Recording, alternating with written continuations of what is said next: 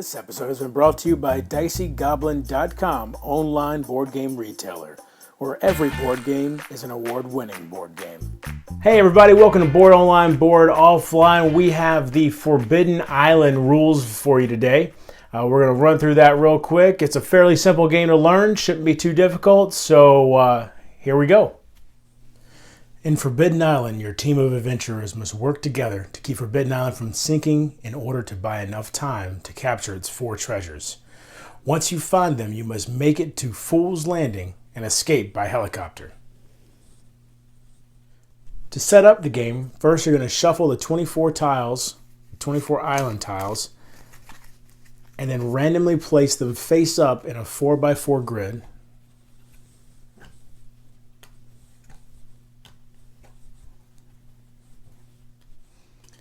And then the last 8 tiles will go in the middle of each edge.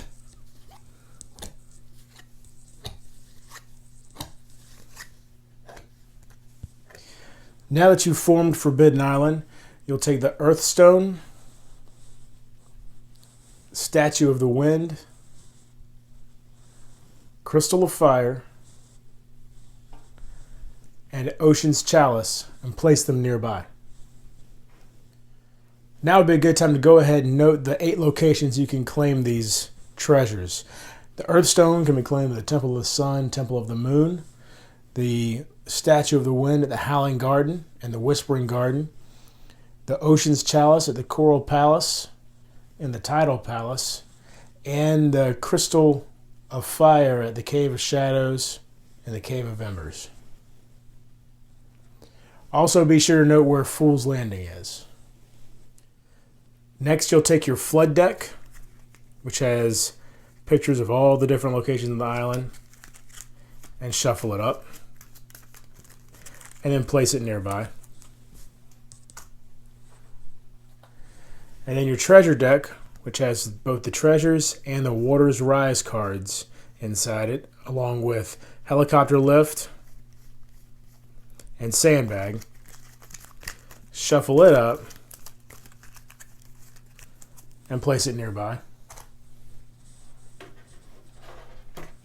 And then take your adventurer cards and shuffle them up.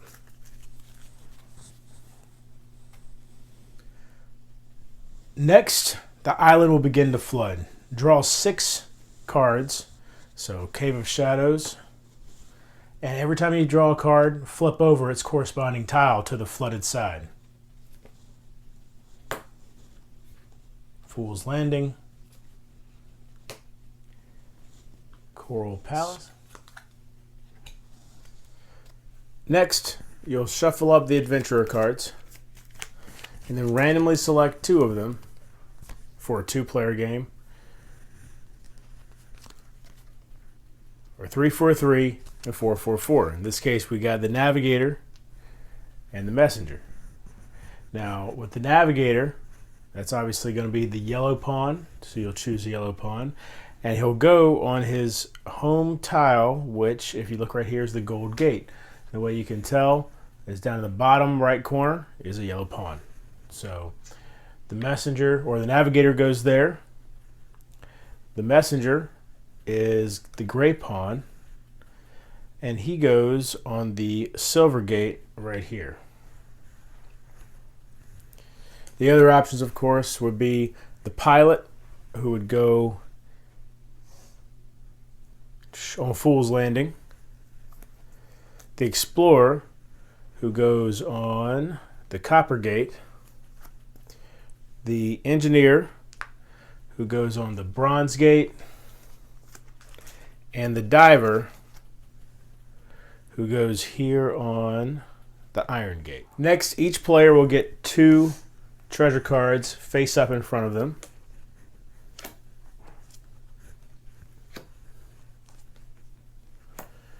And if in this step a Water's Rise card happens to be dealt to a player, they instead will take that, shuffle it back into the deck, and deal a new card to the player that got the Water's Rise card.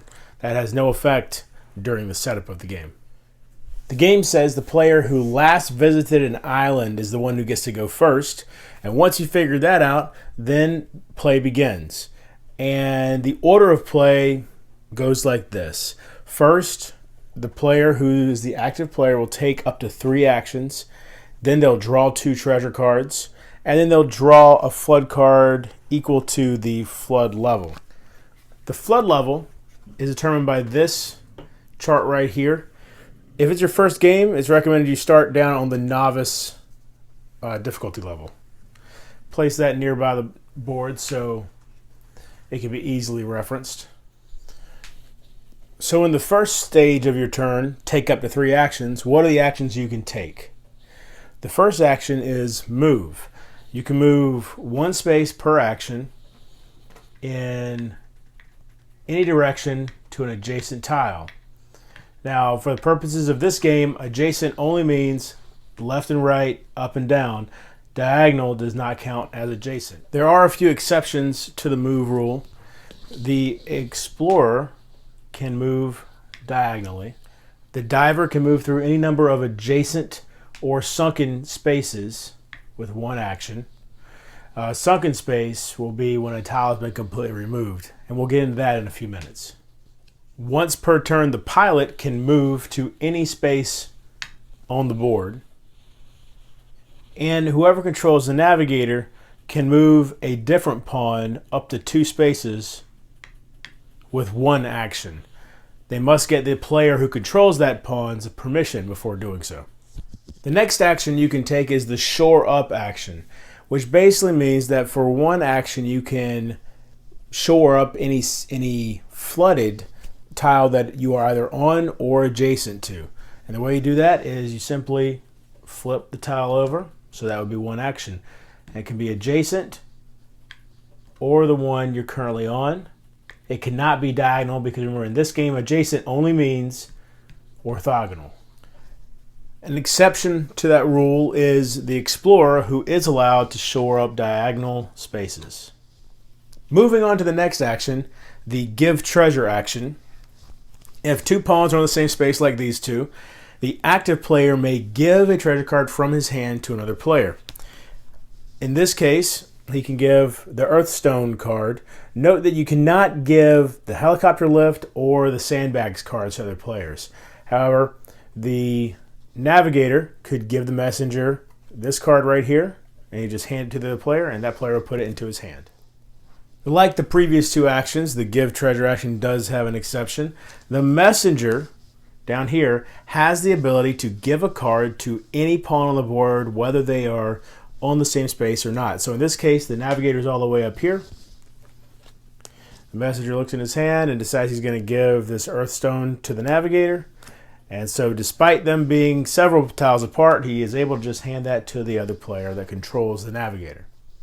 The final action you're able to take is the capture a treasure action. Now in this case, let's say the messenger found himself with 4 ocean chalices in his hand. He will then take an action to move to the tidal palace, because you see there's the ocean chalice symbol in the tidal palace, and then discard those 4 cards into the treasure discard pile, at which point he could then claim the chalice, and they're 1 step closer to winning the game. Also note that right now the tidal palace is flooded. That doesn't matter. You're still able to claim treasures at flooded locations. Flooding doesn't affect the tile's abilities. It only means the tile is in danger of sinking. After a player has finished their action phase, has used 3 actions, or up to 3 actions, then they'll draw 2 treasure cards. So the messenger got another ocean chalice and another helicopter lift. If during the draw treasure phase you happen to draw Water's Rise, you do not add this to your hand. Instead, you immediately follow the directions on the card. And you see first you're going to move the water level up 1 tick mark.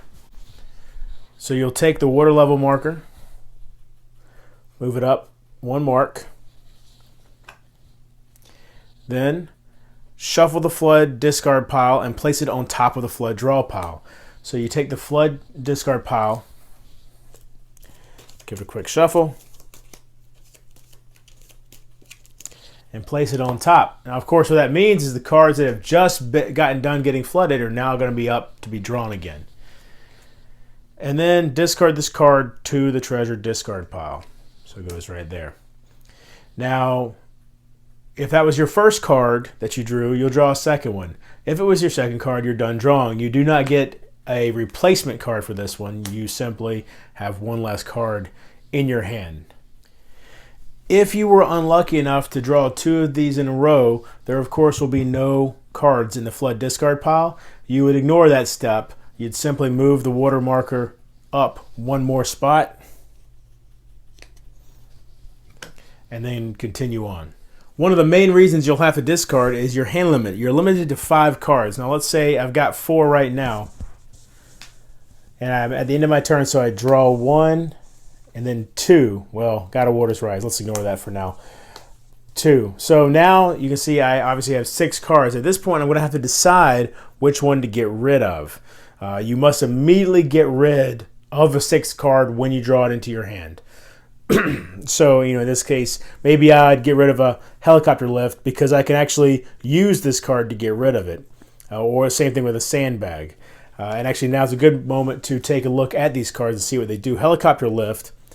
You can move 1 or more pawns of the same tile to any other tile. Or you use this to lift off of Fool's Landing at the end of the game when the entire team is on Fool's Island. You can see that you can play this at any time, meaning on any player's turn, any player can play this. It doesn't have to be your turn to play it. It does not count as an action, and you discard it to the treasure pile after use.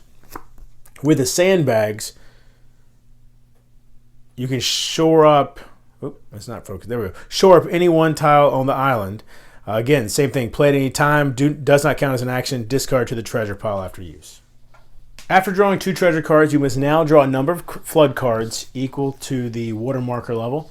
We'll say in this case we're at level 3, obviously, because we moved into this section here. And as you draw them, resolve them one at a time. So the Coral Palace is the first one. Now, in this case, the Coral Palace is flooded. It's already flipped over to the flooded side. So if its card gets drawn, then that means you actually remove the Coral Palace from the board, you remove the card from the flood deck, and you place them off to the side in their own discard pile. And they're removed from the game permanently. Move on to the second card, the Temple of the Sun. You can see this one also is already on the flooded side, so it gets removed from the game along with its card. And then finally, the Lost Lagoon, which would then become flooded. Keep in mind, if you draw a card of a tile that's already flooded, once this card is drawn, that tile is going to sink. You cannot play a sandbag card at that point to try to stop it from sinking. So in this case, the observatory was drawn. This is going to sink. You pull it off the board along with its card out of the deck. Now you've got this player who was on that tile. They can't stay in a spot that is now completely sunken. So what they have to do is they have to swim to the nearest adjacent tile, any of those. Now, what if instead a pawn found himself in this position? The Dunes of Deception are already flooded, and then they sink into the abyss, and they're gone. Now, a pawn can only swim to an adjacent tile, and remember in this game adjacent means orthogonal. So unfortunately, he's got nowhere to swim to, and what that means is game over, everyone loses. The exceptions to this rule are the diver may swim to any nearest tile because he can swim through as many adjacent sunken or flooded areas as possible, so he can come here or there. Also, the explorer, if this tile sinks, can swim to a diagonal tile. And the pilot, if this tile sinks, can fly to any tile. When either the flood deck or the treasure deck run out, you would shuffle their discard pile and create a brand new deck for them. So the way you win the game is if you've collected all 4 treasures and all players get back to Fool's Landing, and then one player plays a helicopter lift, and then you escape the island. However, there are 4 ways to lose the game. If both tiles for one of the treasures sinks prior to you getting that treasure, you lose the game. If Fool's Landing sinks, you lose the game. If a tile that a player is on sinks and they have no adjacent tile to get to, you lose the game. And finally, if somehow the water level marker goes all the way up to that skull, you lose the game. So there you have it, all the rules for Forbidden Island. Hope you enjoyed the video. If you did, please give it a thumbs up. If you like my channel, please subscribe. You can find me on Twitter at boredoffline. I'm on Board Game Blender every couple of times. And until next time, if you're bored online, board offline.